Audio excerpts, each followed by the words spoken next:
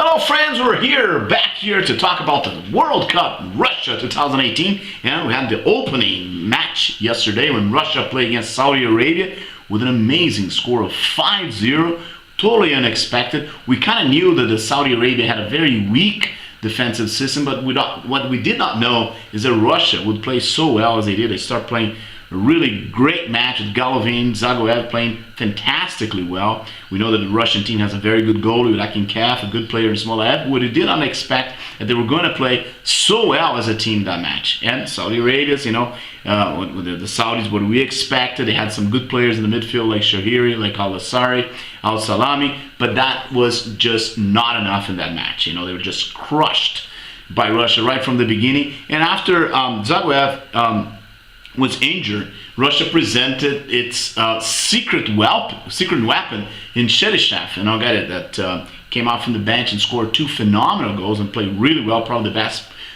player on this match during the whole 90 minutes, and probably like a candidate to be the best player in this group, and maybe to be even a leading striker ahead of the time during this ahead of this group as we go on. In the other match, the other match will be played today between Uruguay and Egypt. It's going to be a very tough match. We know that Mohamed Salah, the Egyptian pharaoh, is going to be on the match. He had come off from some injury.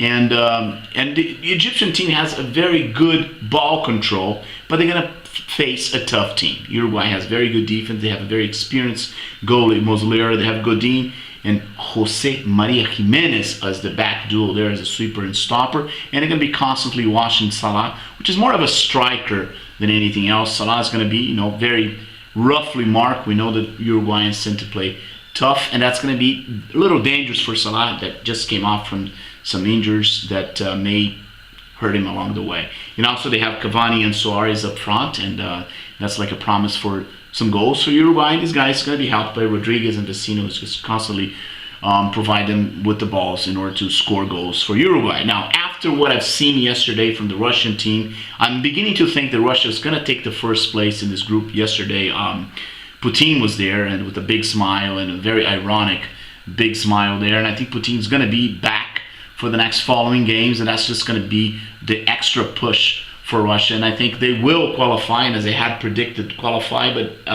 not only they will qualify, but I'm starting to think that it will qualify as number one in this group, even though Uruguay was the favorite to win the group. We're going to remember that Uruguay is going to have a tough battle, and they're probably not going to win, not going to score 5 goals against the Saudis. I think the Saudis are going to try to compose to be a little bit more defensive in the next matches. I don't think they're going to score any points in this group, but hardly believe that they're going to lose by 5-0, 4-0 with such elastic scores within the next 2 matches. So Uruguay, if Uruguay wins this match against Egypt, the both teams will probably march through and qualify, depending what Salah is about to make against this strong defense that from the play together for Atletico de Madrid, Godin, and Jimenez. We also have the other group, the Group B, where Portugal is going to play against Spain. Spain started a little crisis. The coach has left the team, was dismissed, and they have a new coach now, and I think might hurt a little bit of the Spanish team,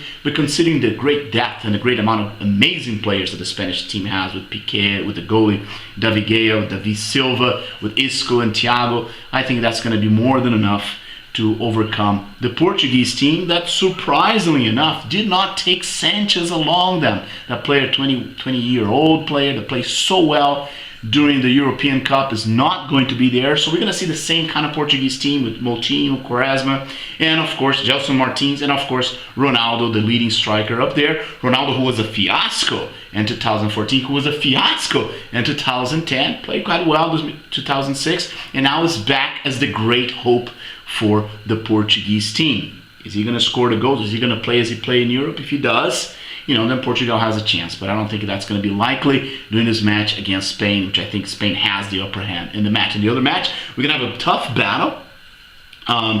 Iran, which comes with a good team, with the Carlos Queiroz, the coach, and they have some good players like Montazeri, like Milad Mohamed, like Paragyami, up front they have Taremi and Nejda, and of course Shoah, who is a player who had been banned from the Iranian soccer team due to the fact that he played against an Israeli team when he was playing for a Greek soccer team. People did not want him to play. He was banned from the national team, but due to Carlos Queiroz' influence, he's back and he's a great hope. Number 7, the team captain that plays for the Iranian team. They'll play against this foreign region, Morocco, that has 17 players. They were not born in Morocco.